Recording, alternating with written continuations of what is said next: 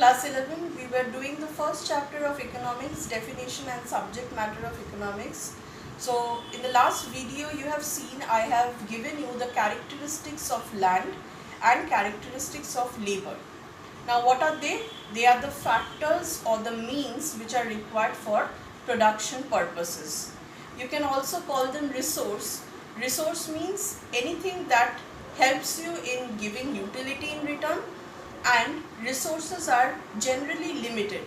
Like labor, I have already told that, like land, I have already told it is limited in supply, but it can be put to alternative uses. Similarly goes for labor. Labor is also limited because if you are employing a labor in a certain company, you cannot take his service for any other company. So when he is employed dedicated to a particular job from where he cannot be shifted. So he can also be put to alternative uses and is also limited in supply. Number 3 is capital. Now capital refers to a wider term, machineries. Now, do you think it's a gift of God? No. Now machineries have to be made first with the help of labor, with the help of raw materials. Now that is why it is called capital is the produced means of production. So first they have to be produced, the machineries have to be made, and then they can be further used in the production process that might ease the job of a labor, that might ease the entire working process. So it is known as produced means of production. So it is not deliberately found in the nature, it is not a gift of God, but it has to be produced and afterwards it serves as a means of production. Next, it increases productivity of labor. Now manual labor, we can put effort. Now when we are putting effort, the work is ultimately getting done.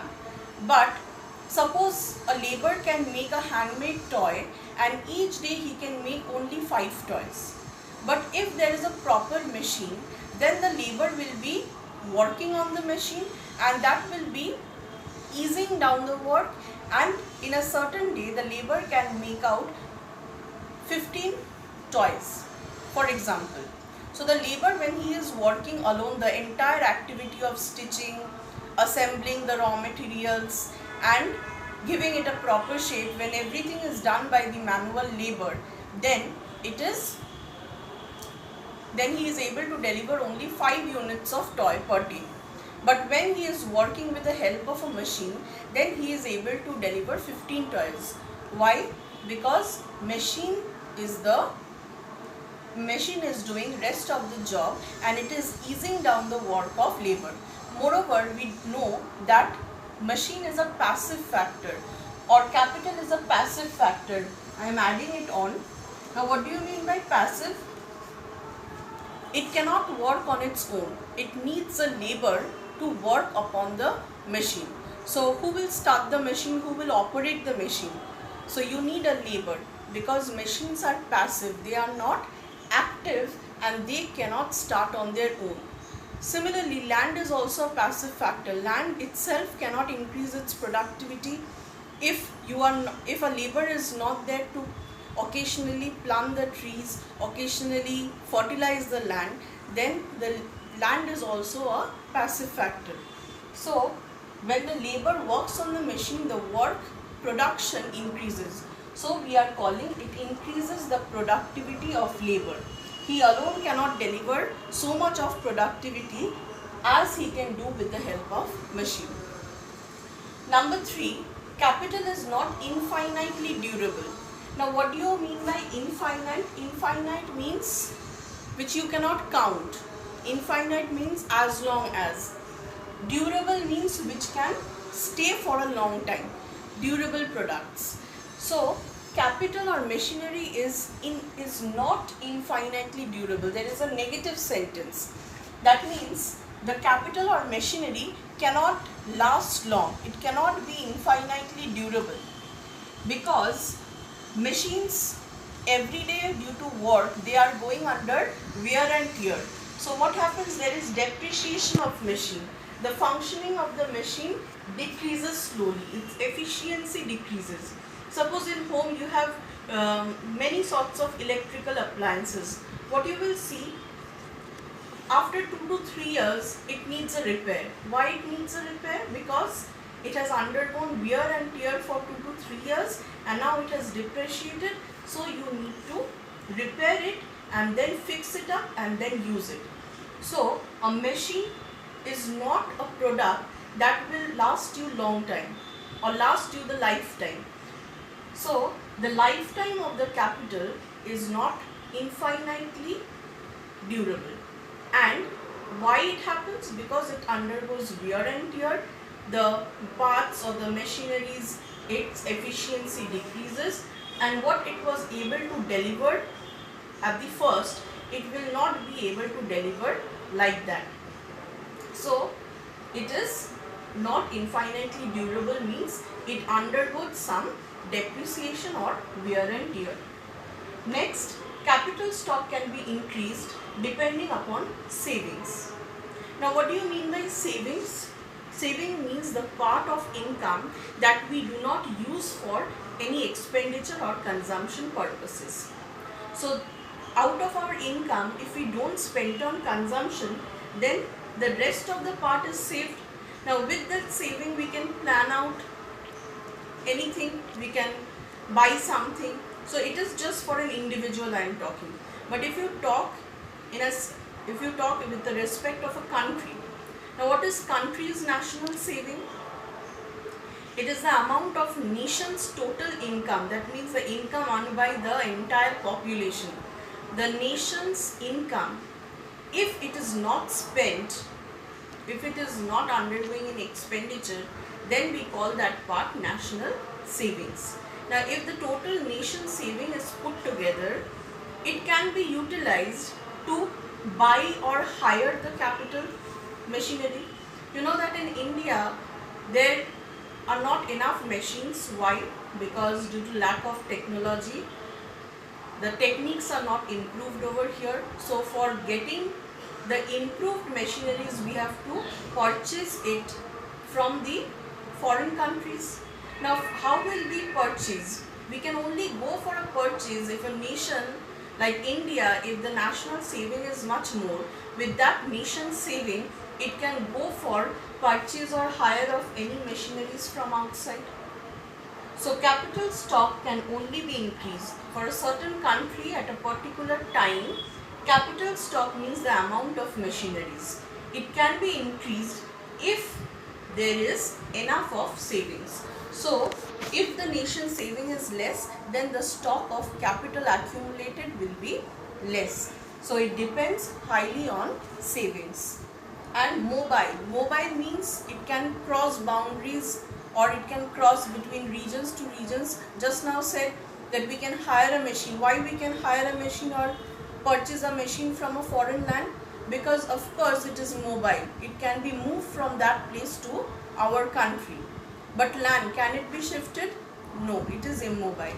Labor is also mobile because a labor can also migrate from one job to other, from one region to other, and from one country to another. So capital is just like labor, it can also migrate, but only land is immobile. And I said already explained the passiveness of the capital stock, that is it cannot work on its own, it needs a labor to operate on it. Now last day I also said that for starting up production, suppose you are producing any commodity, for starting up production of suppose a commodity named X, what do you need? You need a particular land. If it is an agricultural product, you will directly use the land. If it is an industrial product, you will build a factory on the land and then use the factory to use it for making and production of the commodity X.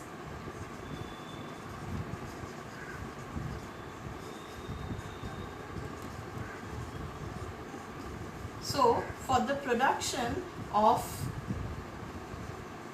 X commodity, these are the inputs or the means of production needed.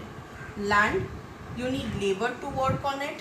you need capital or machinery to ease down the work of labor, and you need proper raw materials that will be converted through the production process into final goods that can be used. Now what do you mean by raw materials and final goods? For example, a cotton ball. A cotton ball may be a raw material because it is of no utility to you. Now after it is treated in the production process, that is, the cotton is first colored, then it is stitched and then converted into the final good cotton shirt.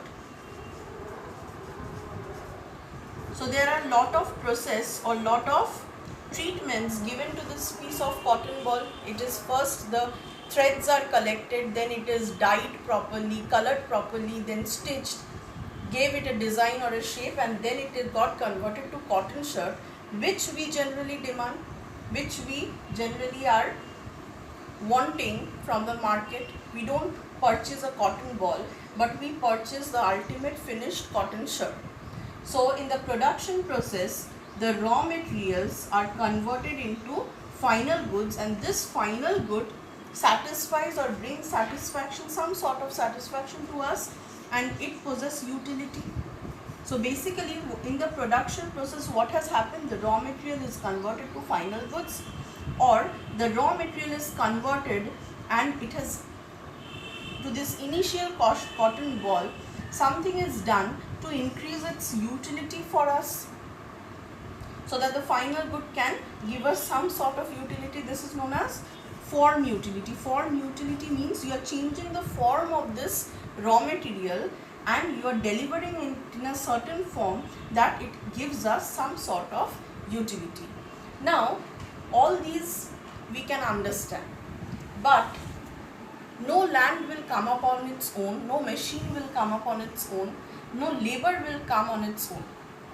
So you need a certain person who will be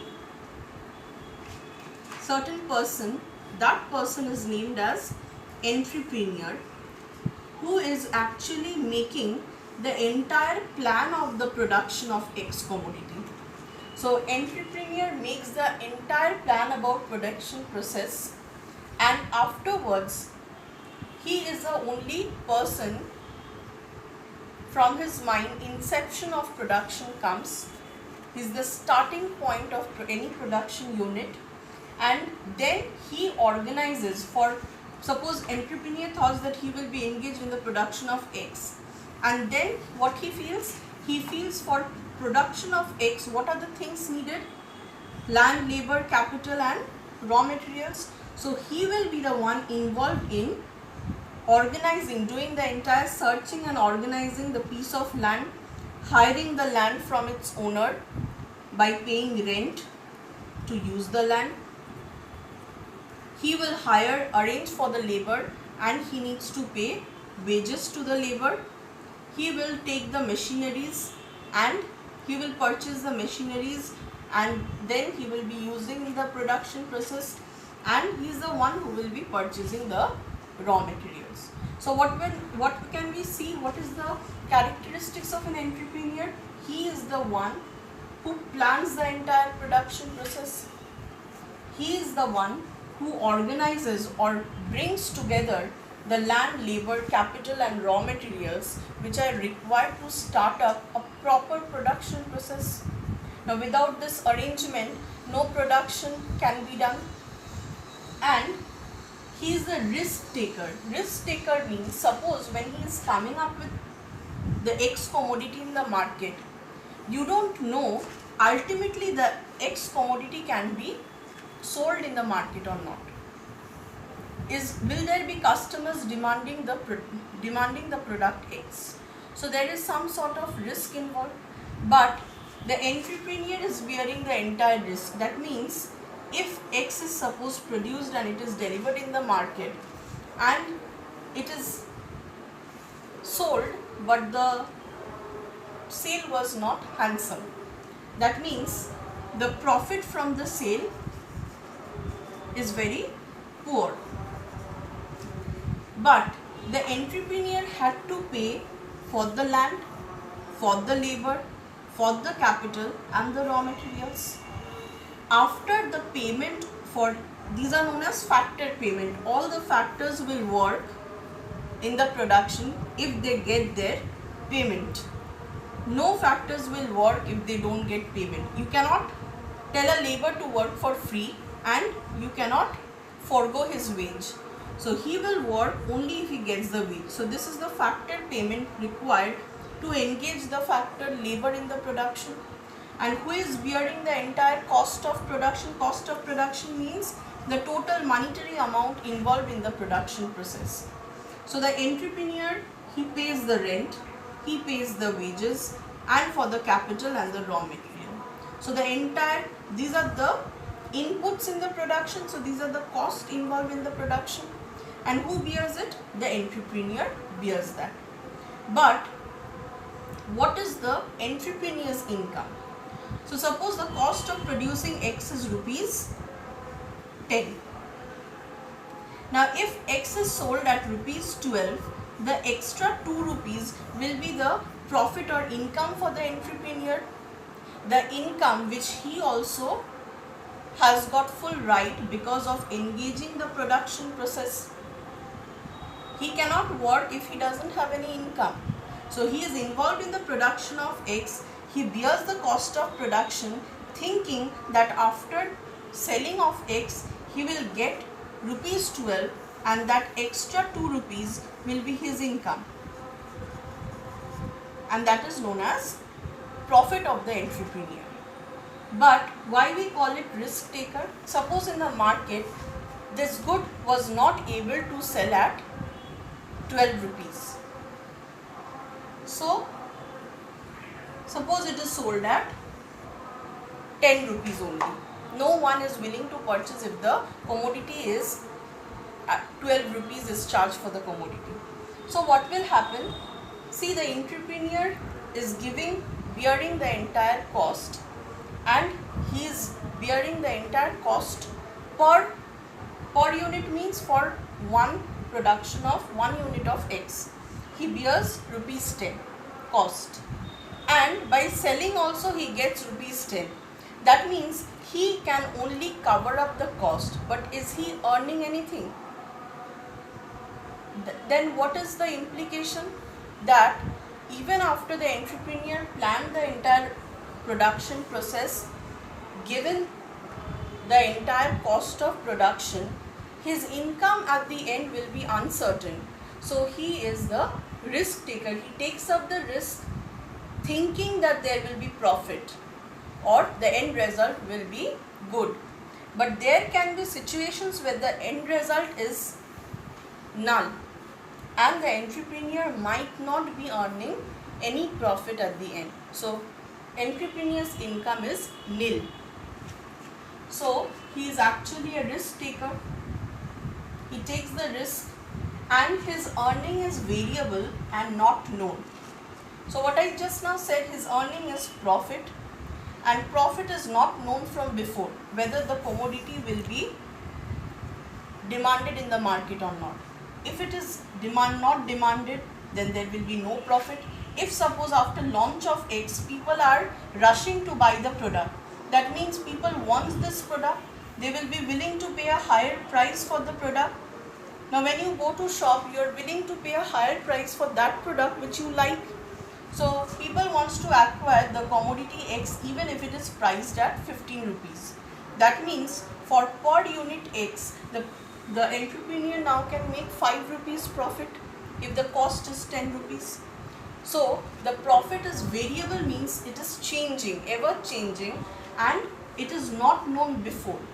That means before the outcome, before production process, it is not known. It is only after the final delivery of the good in the market, the profit situations are revealed. But if you say other factors, if we talk about other factors, land, labor, capital, their income is fixed from before and it is known. Like when you are fixing a labor, you also fix his salary or wage, because without his salary known, he will not start to work. So the factors, land.